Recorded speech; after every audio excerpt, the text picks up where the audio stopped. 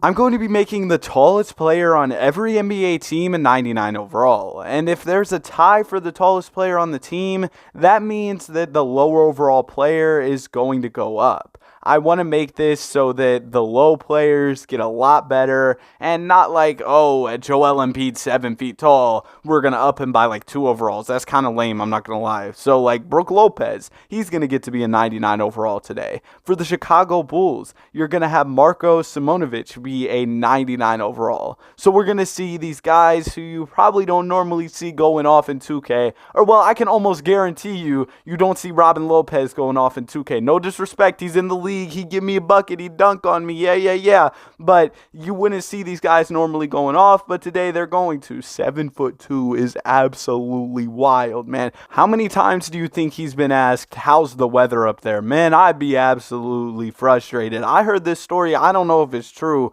but somebody asked Wilt Chamberlain how the weather was up there, and he spit on him and said it's raining. I mean, I don't know if it's true, but somebody told me that one time. So there you go. That's the Wilt Chamberlain story of the day, I guess. Bruno Fernando is going to be going up to a 99 overall for the Atlanta Hawks. Lately, in videos that I've been doing, the Hawks have been going absolutely crazy, so maybe he'll help them continue that. Orlando Robinson's going to go up to 99, but he's on a two-way deal, so I had to sort it out that he got a contract for the Miami Heat to make sure that he was out there playing. And once that was all squared away, we were good to continue on. Nick Richards for the Charlotte Hornets. The Hornets have been needing a good big for quite some time. They traded away Mason Plumlee, who was actually playing well for them. He was throwing some dimes. I saw him shoot some mid-range shots, and like guys on the other team's bench were absolutely shocked when it went in or something like that. I feel like I saw a clip like that. Walker Kessler, he has been one of the best rookies in the league this year. Now he gets to be a 99. Alex Lenz being 7'2" is kind of surprising to me.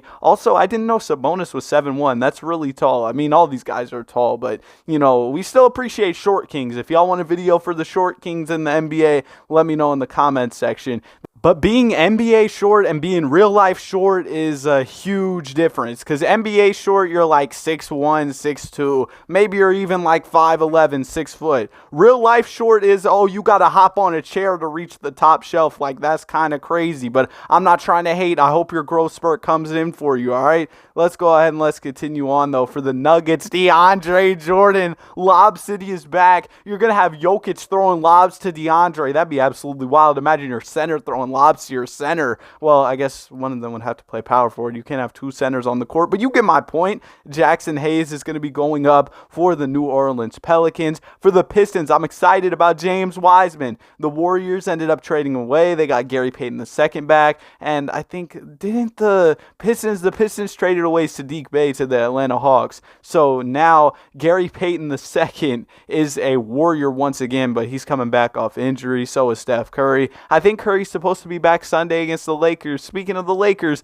do y'all think they're going to make it into the playoffs? LeBron's hurt. I did a video on it. I'm not even trying to self-promote. It just kind of came up in the flow with a conversation with myself. Isn't that crazy how whenever like I'm recording here, you know what I mean? Like I'm literally just talking to myself for like 20 minutes, but then y'all get to see it, so I'm not talking to myself anymore. But when I'm recording it, I'm like talking to myself. Anyway, bro, so shut up, Danny. Rudy Gobert ends up going up. He's really tall, but man, the Timberwolves, that trade is looking worse and worse day by day. The Warriors' tallest player being 6'9" is absolutely wild, but JaMychal Green's going to go up to a 99 for them. And then for the Wizards, it's going to be Kristaps Porzingis. And if you're still watching so far, you might as well subscribe. If you don't go on to like the video anymore, like if you watch a little bit more and you're like, man, I thought this guy was good, but he kind of fell off, you can always unsubscribe. And also, as a little twist, we're going to make Taco Fall a 99 overall. And this video is also going to go multiple seasons, so I'm going to turn salary cap off, because with all of these 99 overalls in the league, I feel like it would absolutely break the game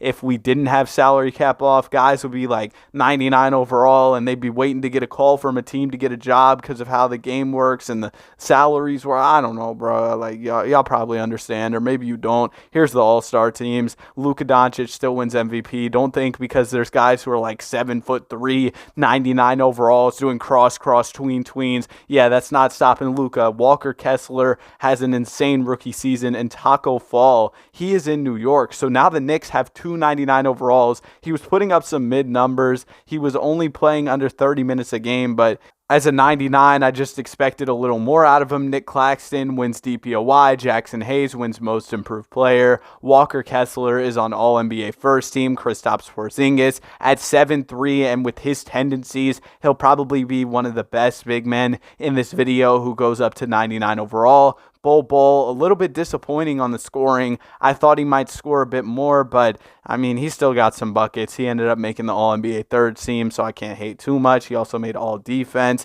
Looks like he probably could have been in the contention for DPOY, considering he was on all defensive first team. But since we're here, I want to talk about a common argument that people make. Oh, if I was 7 foot, whatever, 7 foot tall, 6'10", I'd be in the league. No, you wouldn't. Let's be honest, okay? Maybe you're really good at basketball. Maybe you can hit the cross, tween. You can pull up from 30 feet tall. Do you understand if you are like 7'4", your knees are hurting every day? It's not the same to have a 40-inch vertical when you're like, oh, you're 5'9", or if you're like 6'7" or 6'10". It's going to be different. That you're lifting more person up to get up to the basket. And also, you can see the standings if you want to while I go on this meaningless rant. But, like, you understand what I'm saying? It's just more difficult the taller you get. Your knees hurt, you know what I mean? So, yeah, I just wanted to explain that. Also, that voice crack was wild. James Wiseman did his thing in Detroit. Nicholas Claxton didn't really do his thing because the Nets didn't even make the play-in. And the Wizards, they absolutely sucked. The Hornets sucked, but that's kind of just regularly scheduled programming. All right, let's go ahead and let's get to the Western Conference. Let me not just talk about tall people. Let me actually talk about how these teams did. The Lakers were... they might be one of the better teams in this with 99 overall Mo Bamba. Santi Aldama makes the Grizzlies really good. DeAndre Jordan, he will help out this Nuggets team a lot, but the spacing, I don't know, with Jokic and DeAndre in the front court, they'll work it out, though. The Suns got an absolute super team with the 99 overall. The Blazers did their thing. The Mavs did their thing, kind of. They were the 8th seed. 99 overall, Rudy Gobert leads the Minnesota Timberwolves to a mid-season. I expected the Clippers to be better as well. The Sacramento Kings don't even make the play-in after being one of the best teams in the league, at least so far this season. Chet Holmgren was good. Boban at 7'4" went ballistic. He put up some of the best numbers that we've seen in this video. And then we've got Zach Collins. He was doing his thing with the San Antonio Spurs, but that wasn't leading to any type of wins. And Walker Kessler was also doing some stuff that didn't lead to any type of wins. But you can't blame him. This is rookie season, and the Jazz aren't that crazy. They're doing much better in real life, though, than they did in the simulation. It looks like the Clippers are going to upset the Warriors. I expected that Clippers team to be better, so I'm not too surprised by that. The Clippers are a good team. The Lakers are moving on to the second round. The Cavs are moving on. Celtics, Atlanta, Chicago, Denver, and Portland. All right, let's go ahead and let's see if we can see any teams that we might not usually see make it to the conference finals. And we do see that with the Portland Trailblazers. Also, the Denver Nuggets are out here, and I mean, they don't usually make it. And the Blazers, they have Ibu Baji. I might have butchered his name, my bad, but he went out there and hooped for them at a 99 overall and led that team to the conference finals. They still have Dame as well, of course, but he's their 99 overall guy, so he must be doing pretty good for them. The Denver Nuggets, though, it looks like are going to take out the Blazers in just 5 games, and the Cavs, oh my goodness, man, always in 2K. The Cleveland Cavaliers, the greatest basketball team of all time. Hey, I'm going to actively hate and root against the Cleveland Cavaliers. Go Denver. What do they say over there? Mile high. Yeah, let's go. 2K, I promise you the Cavs are not this good. Why are y'all always giving them and the Celtics the championship? It's getting ridiculous.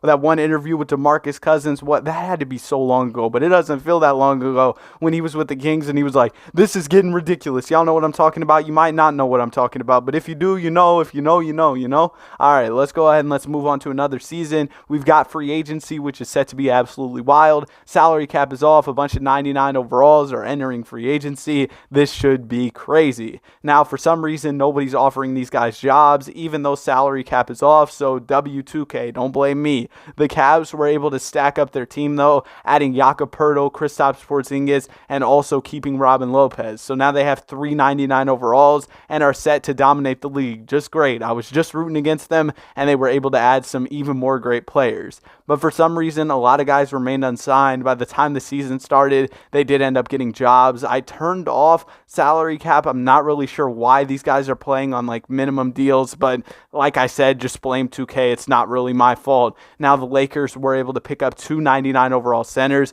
with Ibubaji and Mo Bamba. So they might have a squad over there, assuming they still have LeBron and AD. They should have a really good team. DeAndre Jordan also went to the Suns, and the Spurs, I think, added Zach Collins and Dwayne Dedmon, so they might have a squad over there as well. But it's crazy to see like Giannis and Luka this far down the list as the best players in the league are listed. You know what I mean? Yeah, you probably do, or you don't. I don't know, bro. Jakob Poeltl is running sixth man in Cleveland. I absolutely despise the Cavaliers. How do they add all these great players? It was really like cool when LeBron, he did the LeBlock and made the 3-1 comeback and all that. But now this isn't fun anymore. Can y'all please stop stacking up your team? It's absolutely ridiculous. 72 wins is wild. I mean, the Warriors won 73 that one time, and then LeBron, the 3-1 comeback. I was just talking about it. But yeah, Marko Simonovic went crazy for the Chicago Bulls. He was dropping over 25 a game. This is the type of stuff I wanted to see from guys,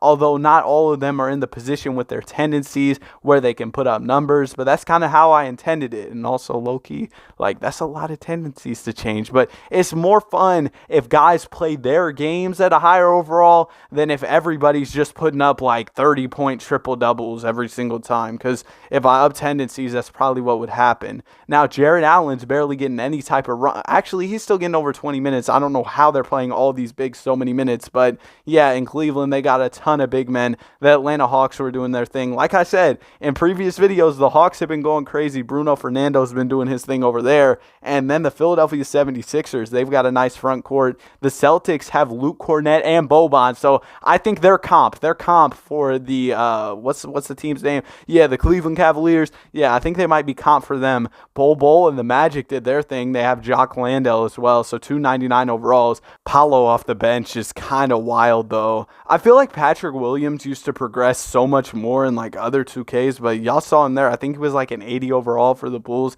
And also, he doesn't really put up numbers like that. He doesn't score too much. And Brook Lopez and the Bucks, they were the 10th seed. Brook Lopez and the Bucks is a crazy sentence. Like, they don't have Giannis Antetokounmpo. But yeah, it's Brook Lopez's team. Nah, that's crazy. It's probably still Giannis's team. I know Brook Lopez isn't putting up that crazy in numbers with his tendencies. And the Miami Heat, they absolutely sucked. The Memphis Grizzlies were the number 1 seed. They had Mason Plumlee. He didn't even average 10 points per game. I think he was averaging a triple single. He might have got the boards. I don't know. Anthony Davis is off the bench in LA. They also, they added Mo Bamba, Ibubaji, who isn't even averaging 10 points per game, but he's still doing his thing. He's being efficient, and some guys, that's what they're doing. They're just playing their games, playing efficiently, hitting the 3 here or there, just playing basketball. Rudy Gobert does his thing with the Timberwolves, and the Spurs, they're able to add Zach Collins and Dwayne Dedmon, and that's good enough for them to make it into the play-in tournament as a 7th seed. The Sacramento Kings had Taco Fall, who is so tall, like he should get more buckets, but his tendencies just don't allow him to do that. The Suns have a super team, of course. KD needs super teams. Bro, I'm tired of all that. Like, he did join a super team that one time, but now in Phoenix, it is kind of a super team as well, but like, I don't know. I don't know what point I was trying to make there. Dame, it's time to run from the grind. The Nuggets sucked after being the 1 seed last year. DeAndre Jordan leaving the team made them fall off. All right, let's get into this playoff run. Let's see what happens.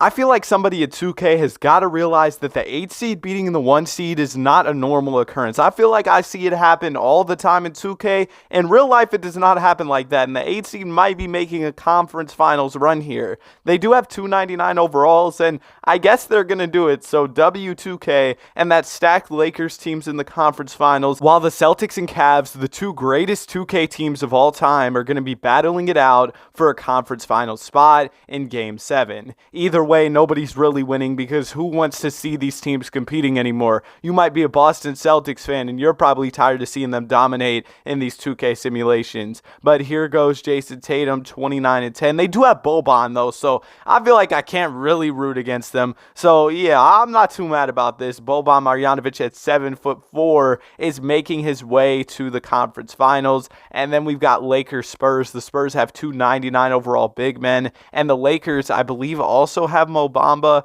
or they have some other 99 overall big, I'm pretty sure, who might be coming off the bench. I might be wrong on that, but regardless, it looks like the Lakers are going to make easy work of the Spurs, and we're going to have a classic Lakers-Celtics matchup. Let's go ahead and let's see what goes down in this one. Yeah, the Lakers do have Mo Bamba. I knew I remembered that. And the Celtics also have Luke Cornett. Man, the Celtics are ridiculous. They might be almost as good as that Cavs team. I mean, they must be better because they beat them. But the Lakers and Celtics are going back and forth early on in the series, but then the Celtics are going to take over. Wow, yeah, the Celtics win the championship. Haven't seen this one before in a 2K video. Let's go ahead and let's get to free agency, where guys still aren't getting contract offers because we love this basketball video game where salary cap is off, but nobody's trying to throw Kawhi a bag. Nobody's really trying to throw 99 overalls a bag. Like, what's going on?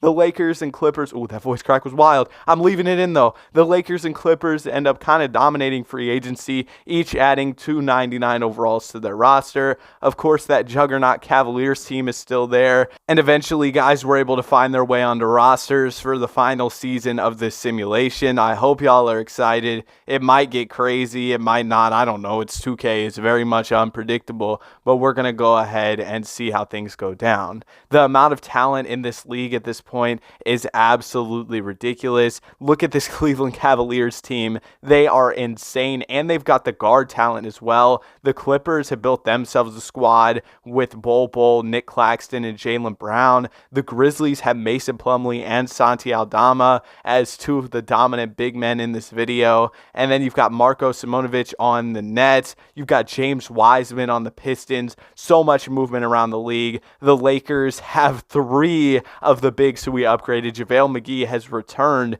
to Los Angeles. Anthony Davis did end up leaving, but I think they'll be fine considering they have all those great big men.